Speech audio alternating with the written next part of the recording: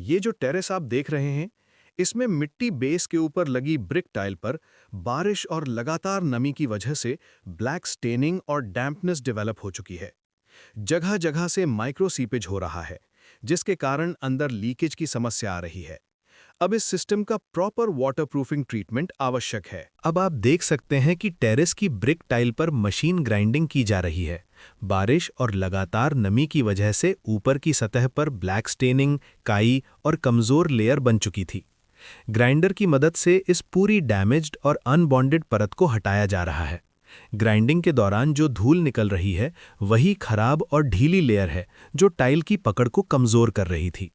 इस स्टेप का मकसद सिर्फ सफाई करना नहीं है, बल्कि सरफेस को एक्टिव और रफ बनाना है, ताकि आगे लगाया जाने वाला वाटरप्रूफिंग मटेरियल सही तरीके से बॉन्ड कर सके। अगर ये तैयारी ठीक से ना की जाए तो कोई भी कोटिंग लंबे समय तक नहीं टिकती। अब नीचे आपको एक साफ, सॉलिड और ओपन बेस दिखाई दे रहा है। यही मजबूत सतह आगे के ट्रीटमेंट की नींव बनेगी। अब ब्रिक टाइल के ऊपर स्पेशल प्री-मिक्स लेवल कोट लगाया जा रहा है। ये साधारण सीमेंट नहीं, बल्कि हाई बॉन्डिंग कंपाउंड है, जो मजबूत और समान सतह देता है।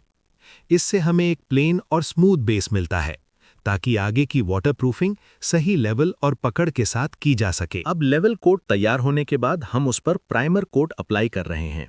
आप देख सकते हैं कि रोलर की मदद से केमिकल को पूरी सतह पर बराबर तरीके से फैलाया जा रहा है।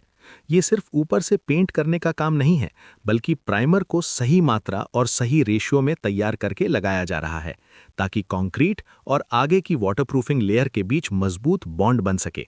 हम इसमें किसी भी प्रकार की मटेरियल की कमी नहीं रख रहे, क्योंकि कम मात्रा में लगाया गया प्राइमर सही पकड़ नहीं बनाता।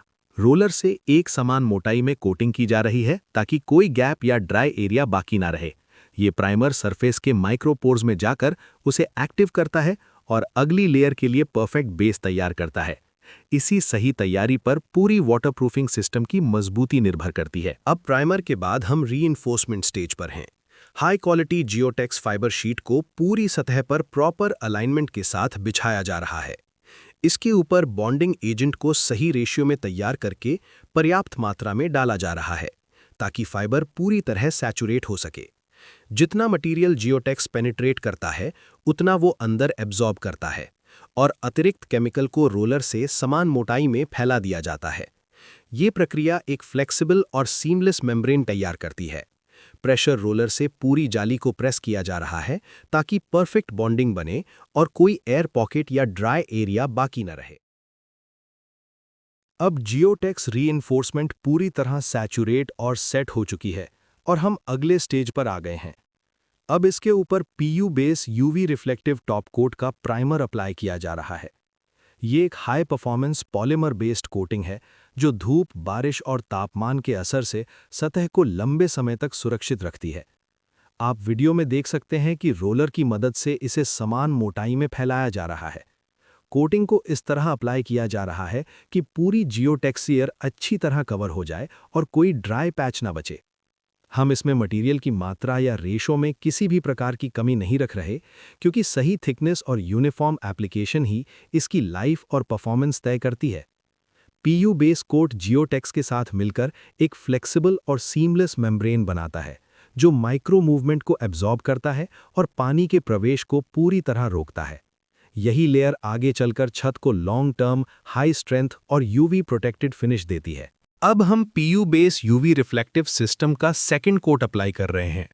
पहली लेयर के सेट होने के बाद ये कोट पूरी सतह को अतिरिक्त स्ट्रेंथ और मोटाई प्रदान करता है।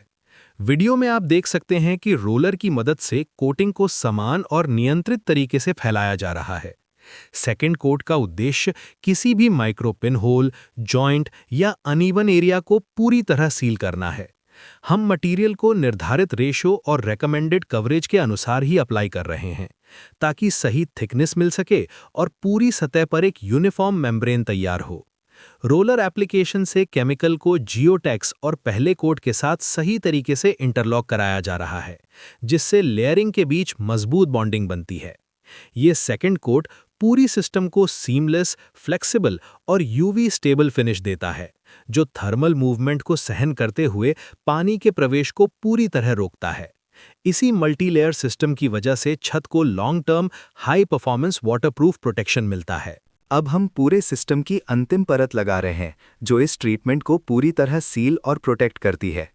आप वीडियो में देख सकते हैं कि रोलर की मदद से कोटिंग को कंट्रोल्ड और क्रॉस एप्लीकेशन तरीके से फैलाया जा रहा है ताकि हर एरिया पर समान कवरेज मिले और कोई माइक्रो गैप बाकी न रहे। ये लेयर एक डेंस और कंटिन्यूस फिल्म बनाती है जो पानी को सतह पर ही रोक देती है और अंदर जाने का रास्ता बंद कर देती है।